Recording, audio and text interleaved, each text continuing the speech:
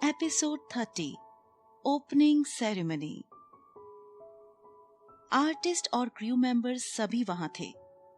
बार बार चमकती रोशनी, सुरीले अंदाज और इधर उधर पर मंडराते फैंस का एक बड़ा सा ग्रुप।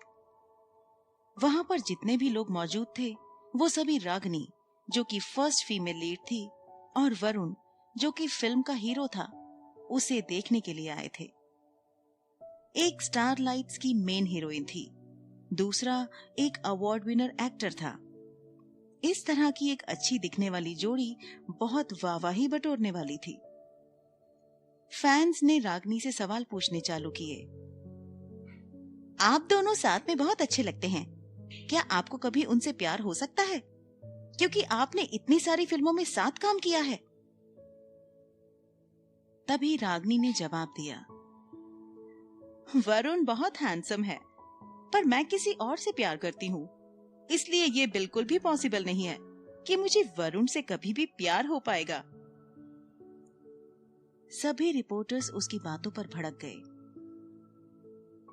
1 साल पहले रागिनी ने खुलासा किया था कि उसका एक प्रेमी है। काफी टाइम तक पता लगाने के बाद रिपोर्टर्स को मालूम हुआ कि उसका लवर युवराज है। उसके पास स्टेटस, पैसा और लुक था। वो एक सफल इंसान था। सब लोग उससे बहुत जलते भी थे। फैंस को बहुत दुख हुआ, लेकिन आज के फैंस पुराने फैंस की तरह नहीं थे, जो हीरो और हीरोइन के डेटिंग और शादी करने से परेशान हो जाते थे। ऑडियंस आजकल यही सोचती थी कि उनके फेवरेट एक्टर या एक्ट्रेस एक अच्छे लाइफ पार्टनर को चुने। रागिनी के फेमस होने के बाद भी किसी को उसके रिश्ते का पता नहीं चला।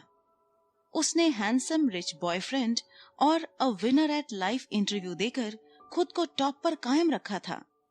वो सच में बहुत चालाक थी। वरुण भी जानता था कि उसे क्या बोलना है और क्या नहीं बोलना है। उसने तुरंत कहा, मिस रागिनी, ये तो गलत बात है। इस राजकुमार ने पहले ही अपना दिल आपको दे दिया है। रिपोर्टर्स ने जोर से हंसते हुए वरुण को बहुत चिढ़ाया और उनकी बहुत खिंचाई भी की। माहौल काफी अच्छा हो गया था। मेन हीरो और हीरोइन को देखने के बाद सब सेकंड फीमेल लीड को देखने के लिए बेसब्री से इंतजार कर रहे थे। और फिर सबने मिलकर डायरेक्टर को घेर लिया और उनसे सवाल पूछना चालू कर दिया।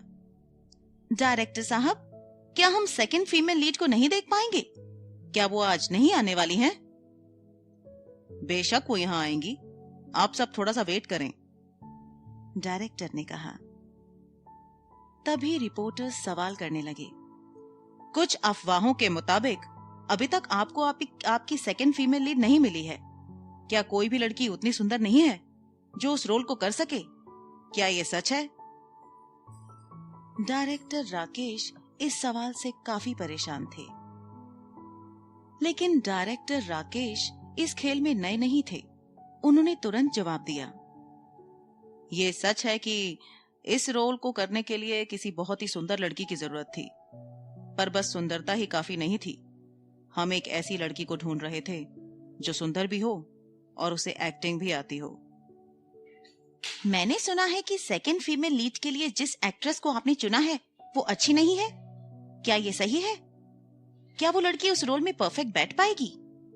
क्या आप जिस तरह की एक्टिंग चाहते हैं वो लड़की उस टाइप की एक्टिंग कर पाएगी? जितने भी रिपोर्टर्स थे वो सब सेकंड फीमेल लीड के बारे में ही क्वेश्चंस पूछ रहे थे। डायरेक्टर को ये बात बिल्कुल भी अच्छी नहीं लग रही थी। वो अब अंदर से परेशान हो गए थे, पर वो कर भी क्या सकते थे। उन्होंने कहा, ये सवाल फिल्म के रिलीज होने के बाद पूछिएगा, अभी ये सारे सवाल पूछने का कोई मतलब नहीं है। लेकिन रिपोर्टर्स ने इस मुद्दे को जाने नहीं दिया और पूछा, डायरेक्टर साहब, कौन सी हीरोइन ज्यादा सुंदर है? रिपोर्टर्स ने डायरेक्टर राकेश का हाल बेहाल कर दिया था। ये सच था कि रागिनी की तुलना में माही कहीं अधिक सुंदर थी। माही कहां और रागिनी कहां, दोनों में बहुत अंतर था। माही सुंदर थी, जबकि रागिनी सबसे बहुत रूडली बात करती थी और किसी को इज्जत भी नहीं देती थी। सक्सेस उसके सर पर हावी हो गई थी। वो दूसरों को नीचा दिखाने में सबसे पहले रहती थी, जबकि माही इन सब चीजों से परे सबकी मदद करती थी और सबसे अच्छे से बात भी करती थी। उसे कभी भी अपनी सुंदरता पर घमंड नहीं हुआ। डायरेक्टर राकेश अब बहुत परेशान हो चुके थे। उन्होंने कहा, हर कोई अपने आप में बहुत यूनिक होता है।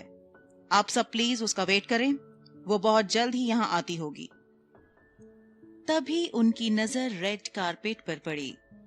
वो पूरी तरह से हैरान रह गए थे।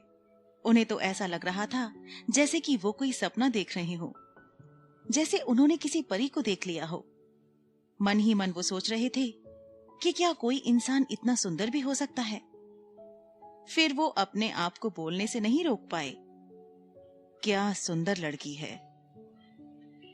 डायरेक्टर राकेश के बोलने के बाद उनके चेहरे पर एक उम्मीद की नजर थी।